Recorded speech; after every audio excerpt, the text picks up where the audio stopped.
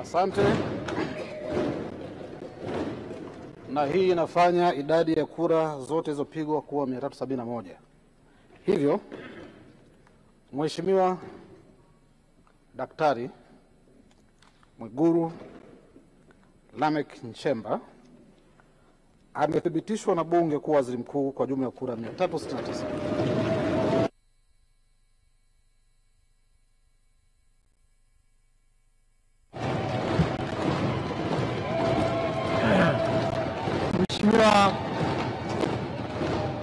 Mheshimiwa Mwigulu, karibu kwa shukrani, na ukimaliza kaa kwenye kiti chako rasmi.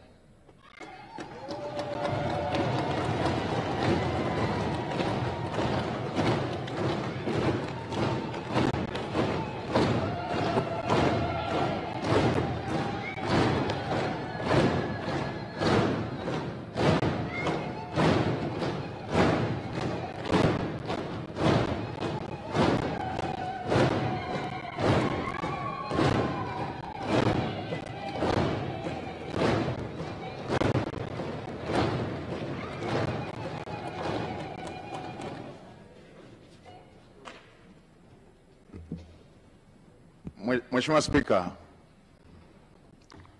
awali ya yote nianze kwa kumshukuru Mungu kwa ruzuku ya uhai na kutukutanisha katika bunge la 13. Namshukuru Mungu vile vile kwa hatua hii ambayo tumetoka kuishuhudia. La pili, nimpongeze sana Mheshimiwa Rais Dr. Samia Suluhu Hassan kwa kuchaguliwa kwa kishindo na Watanzania. Ushindi huo ni uthibitisho wa imani kubwa Watanzania walionayo kwake pamoja na serikali yake. Mheshimiwa Spika, katika miaka mitano Daktari Samia Suluhu Hassan amejitambulisha kuwa ni rais anayetaka matokeo ya haraka yanayotatua matatizo ya Watanzania. Amefanya hivyo wakati alipoapishwa kulikuwa na tatizo kubwa la umeme. Aliweka jitihada kubwa za kukamilisha mradi mkubwa wa bwawa la Mwalimu Nyerere na kuachilia umeme ule ambao umemaliza kabisa tatizo la kukatika kwa umeme na kuipa nchi ziada ya umeme. Alipoingia madarakani kulikuwa na tatizo la vifo vya kina mama wajawazito pamoja na watoto kutokana na upungufu wa hospitali na vituo vya afya. Katika kipindi kifupi amejenga zaidi ya hospitali 119 za wilaya, zaidi ya vituo vya afya 649 katika kata mbalimbali na zaidi ya zahanati 2800 kwa nchi nzima. Katika kipindi kifupi kulikuwa na shida ya shule pamoja na madarasa, na tulikuwa tukiona baadhi ya wanafunzi wakisomea chini ya miti. Katika kipindi kifupi amejenga shule mpya zaidi ya 2700 za msingi na amejenga zaidi ya shule 1300 za sekondari na madarasa zaidi ya 1097. Hivyo hivyo katika sekta zingine ikiwemo kununua CT scan hospitali zote za mikoa, MRI kwenye hospitali zote za kanda, pamoja na kununua mitambo ya kuchimbia maji kwenye kila mkoa na kila ukanda. Hiki ndicho kilichowafanya Watanzania wamchague kwa wingi, na nimetaja tu kwa uchache. Mheshimiwa Spika, nitumie fursa hii kumshukuru sana Mheshimiwa Rais kwa imani hii kubwa. Natambua imani hii si kubwa tu kwake, bali ni dhamana kubwa kwa Watanzania kwa kunipendekeza katika bunge lako tukufu kushika nafasi ya Waziri Mkuu wa Jamhuri ya Muungano wa Tanzania. Natambua uzito wa majukumu haya pamoja na matarajio yake pamoja na matarajio ya Watanzania. Nitafanya kazi kwa bidii, kwa uaminifu na jitihada kubwa kuweza kukidhi matarajio hayo. Mheshimiwa Spika, nitumie fursa hii pia kumpongeza Dr. Emmanuel Nchimbi kwa kuaminiwa na kuchaguliwa na Watanzania kuwa makamu wa rais. Tuna imani na utendaji wake na tunaamini kwamba atamsaidia Mheshimiwa Rais katika kutekeleza majukumu yake. Mheshimiwa Spika, nimpongeze pia Dr. Hussein Mwinyi kwa kuchaguliwa na kuaminiwa kuwa rais wa Zanzibar. Ushindi wake ni ishara na uthibitisho wa kazi kubwa alizofanya za kuwaletea maendeleo wa Zanzibari. Namtakia kila laheri katika utumishi wake mpya. Mheshimiwa Spika, nitumie fursa hii kumpongeza mwanasheria mkuu wa serikali. Mwanasheria mkuu wa serikali ndugu yangu Hamza Johari amekuwa kiungo muhimu na amekuwa akisaidia sana majukumu yanayohusu sheria kama custodian wa masuala ya sheria wa serikali. Mheshimiwa Spika, nitumie fursa hii kukupongeza wewe mwenyewe kwa kuchaguliwa kwa kishindo kuwa spika wa Bunge la Jamhuri ya Muungano wa Tanzania, Bunge la 13. Natambua nia yako thabiti ya kulifanya Bunge la 13 kuwa bunge la Watanzania. Niahidi kwa niaba ya serikali tutatoa ushirikiano wa dhati kuweza kuhakikisha kwamba unatimiza malengo yako hayo ya kulifanya Bunge la 13 kuwa bunge la Watanzania. Mheshimiwa Spika, nitumie fursa hii pia kumpongeza Dr. Philip Mpango, makamu wa rais mstaafu, kwa kazi kubwa aliyoifanya ya kumsaidia Mheshimiwa Rais. Tutamkumbuka kwa unyenyekevu wake, kwa maono yake na usaidizi wake uliojaa utii. Dr. Mpango amefanya kazi yake kwa uthabiti mkubwa. Nitumie fursa hii pia kumpongeza Mheshimiwa Kassim Majaliwa, waziri mkuu mstaafu.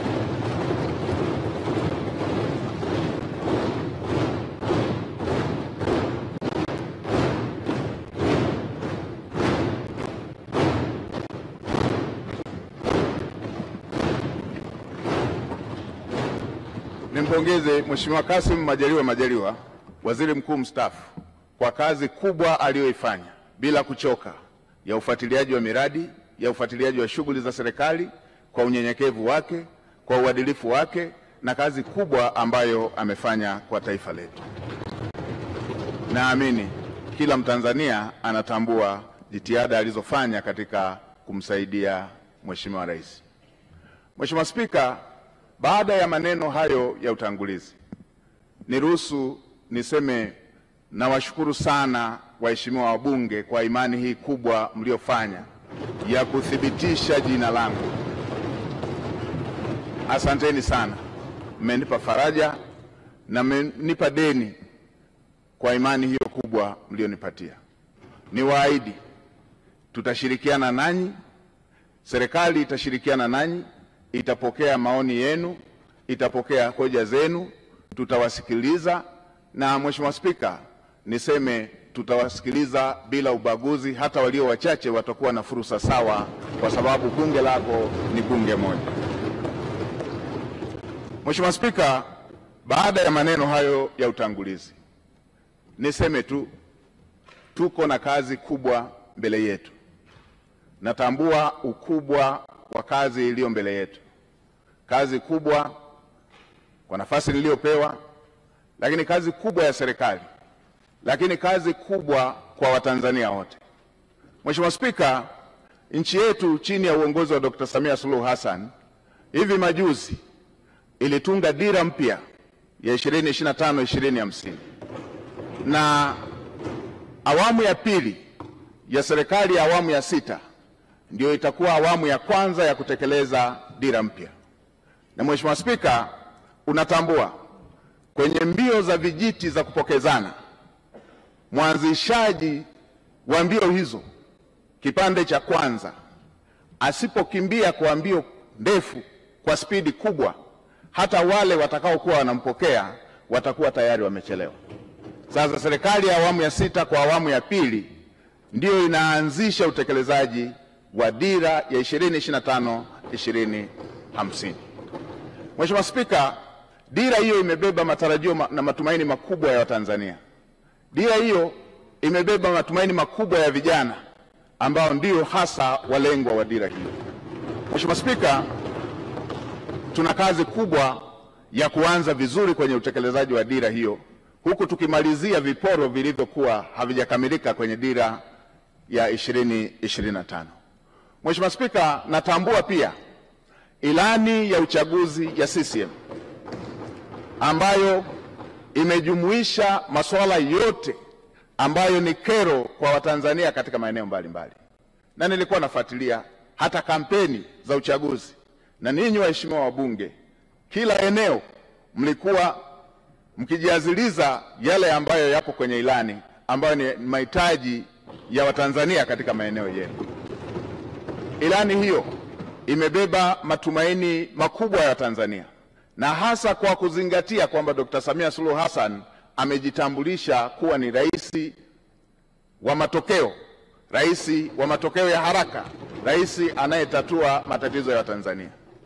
Kwenye maeneo ambayo amepokea vijiji vikiwa havijapata umeme, ndani ya muda mfupi alimalizia vijiji vyote vikapata umeme. Watanzania wanatarajia takriban vitongoji 28,000 ambavyo havijapata umeme sasa vikapata umeme. Hayo ni mambo makubwa ambayo yanasubiriwa na Watanzania katika kipindi hiki kinachofuata.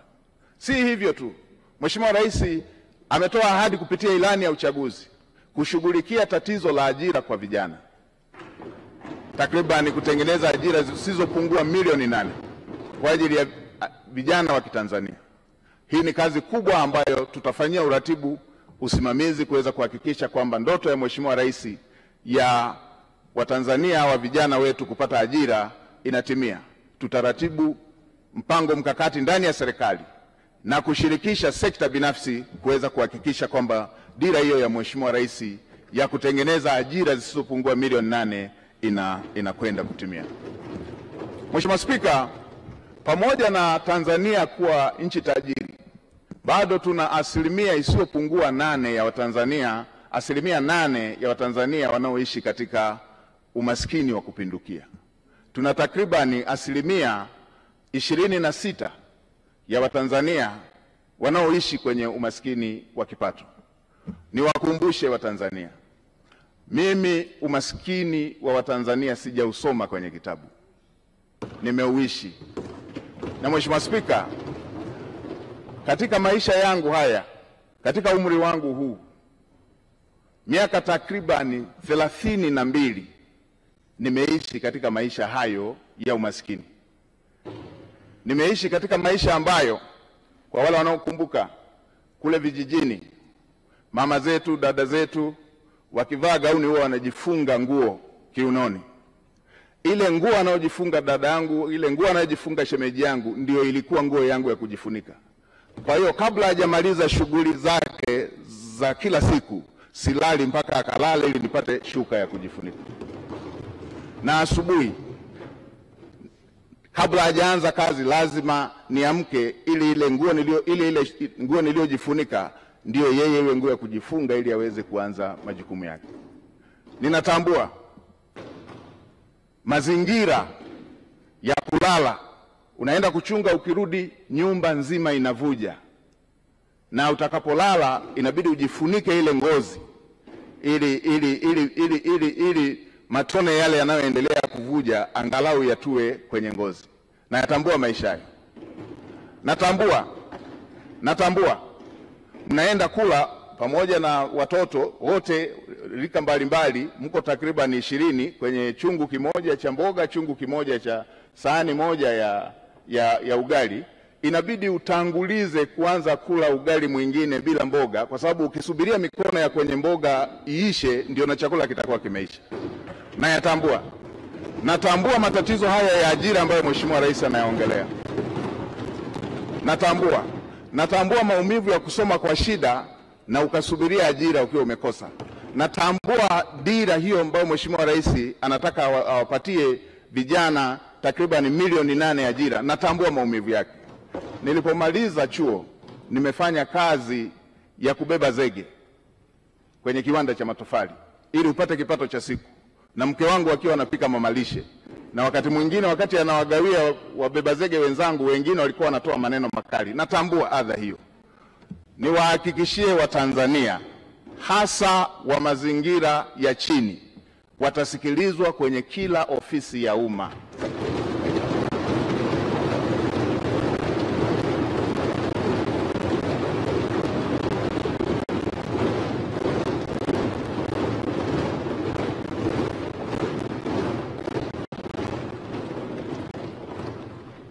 Kila aliye Mtanzania, hii nchi ni yake. Watanzania wote watasikilizwa kwa nidhamu katika ofisi za umma. Watasikilizwa kwa nidhamu katika ofisi za umma. Watanzania watafikisha kero zao, na watumishi wa umma watakwenda kwenye makazi, kwenye maeneo ya Watanzania kutatua kero za Watanzania.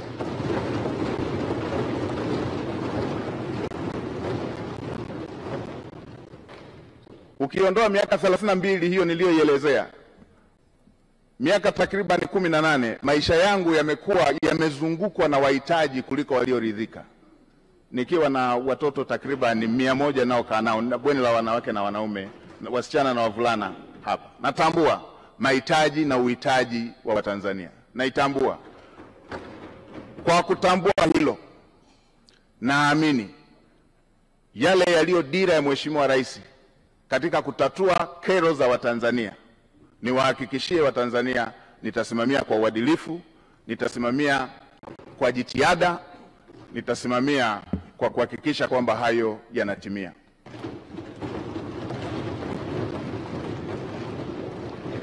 Kwa kuzingatia kazi kubwa hiyo iliyoko mbele yetu niliyoisema, kwa kuzingatia kazi kubwa iliyoko mbele yetu niliyoisema, watumishi wa umma na Watanzania sote tuwe tayari. Lazima tuende kwa gia ya kupandia mlima.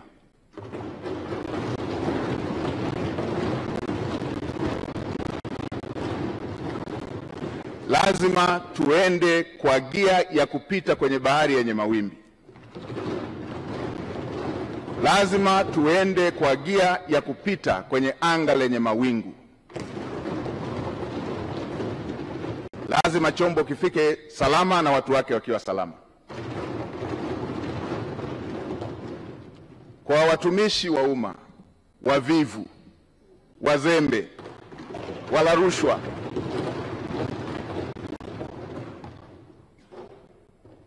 na wenye lugha mbaya kwa Watanzania, tuwe tayari. Wavivu wote, wazembe wote ndani ya ofisi za umma, nitakuja na fiekeo na rato. Lazima maono ya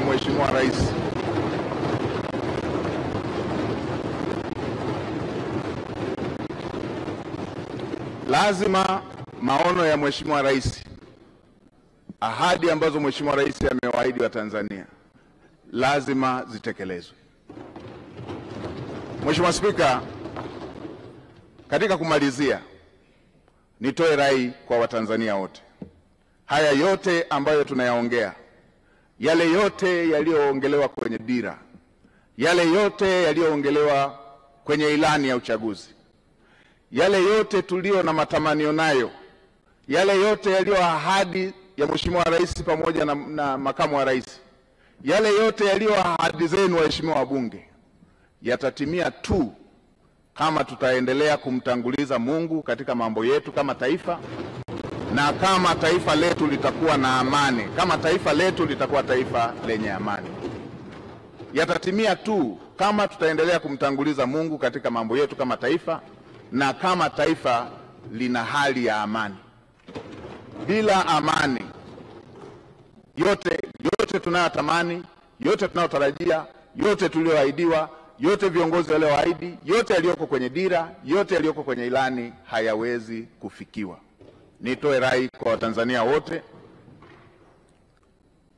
tuwe na wajibu wa kuhakikisha kwamba nchi yetu ni ya amani. Tumtangulize Mungu hata kwa yale tunayoona ni magumu, ili tuweze kuhakikisha kwamba Mungu anatusaidia kupata ufumbuzi wake, kwa sababu kwake yote ni mepesi. Mheshimiwa Spika, katika kumalizia, nishukuru familia yangu, wamesimama nami mara zote, mke wangu Neema pamoja na watoto. Niwashukuru wananchi wa jimbo la Iramba, niwashukuru sana wananchi wa jimbo la Iramba kwa sababu pasipo wao kunichagua nisingepata sifa leo ya kupendekezwa kuwa waziri mkuu. Asanteni sana wana Iramba, asanteni sana Watanzania wote. Mheshimiwa Spika, nakushukuru kwa mara nyingine. Asante sana kwa kunipa nafasi.